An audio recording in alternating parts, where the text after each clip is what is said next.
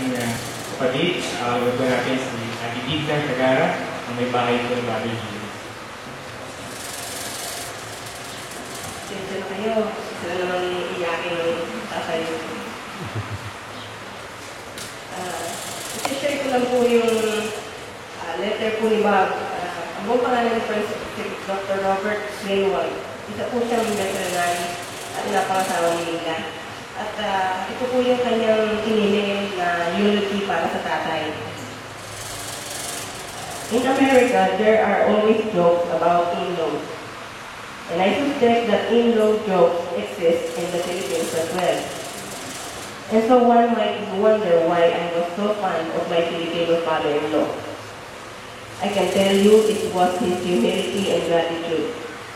A humble person never tries to make himself feel good at the expense of another. A humble person makes others feel good often at the expense of himself. To my thinking, this was the kind of person that I was. And I believe you will see all the friends he has now. Friends do not like people who brag. They like people who make them feel good about being with that person. They like people who they can see are happy to see them. When Tatay Tapio was close to dying and had gone to the sleep from which he was not awakened, I was talking to an on-duty nurse at the hospital who told me she had already received calls from 2 off-duty nurses wanting to know how he was doing. I can tell you that is very unusual.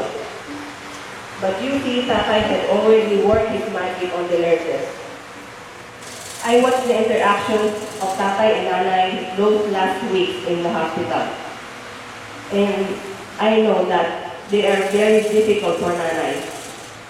She was in a different country, in the hospital day and night, and her asawa looked like he was dying. And because Tatay was humble, he felt bad.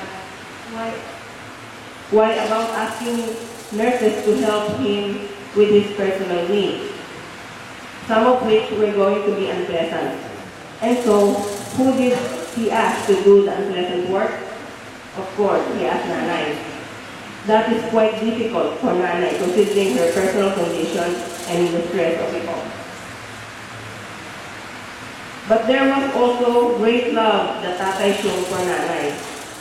Whenever he spoke of his wife, Catalina, you could see how much he loved her and the pride he took in her being his asawa.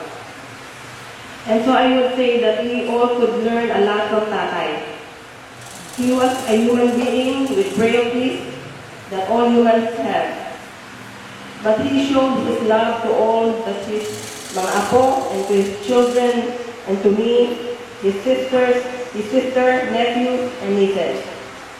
And he did that always feeling a little bad that he could not do more to help either physically because of his health or financially as well.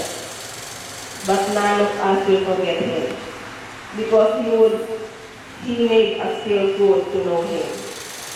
We love you, Tatay Tapio, and we will never forget you. Love, Bob.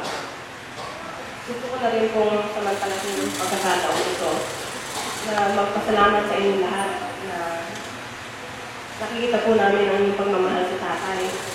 Sa mga araw na binisita niyo po siya, na naging part po ng buhay ng Tatay, na po ang inyong mga buhay. Salamat po sa inyong lahat. Gusto ko rin po pasalamatan na pamilya ng Pagirang. Alam niyo, salamat po ako sa samahan ng mga kapatid na ito. Kala ko ang mga kapatid na huwag na isamahan. Kasi nakita ko po ang ganda ng samahan nila. Sana sinusin po tayo ng lahat.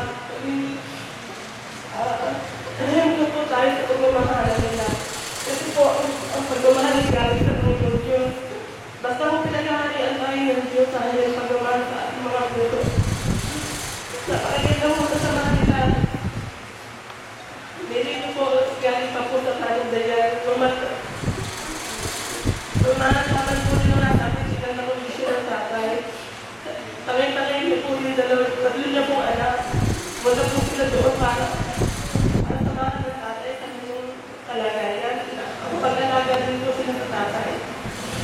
Pagkatapos niya na, uwi po natin sila dito. Uwi din po sila para po makikita po ang tatay. Kaya po, salamat po sa inyong lahat. Ang mga tigabang-tigil na makapag-alaga sa tatay. Salamat po. Magiging example po sa amin lahat sa inyong pagmamahalan. Nanawa, lahat po lang ng si Ate Cinco.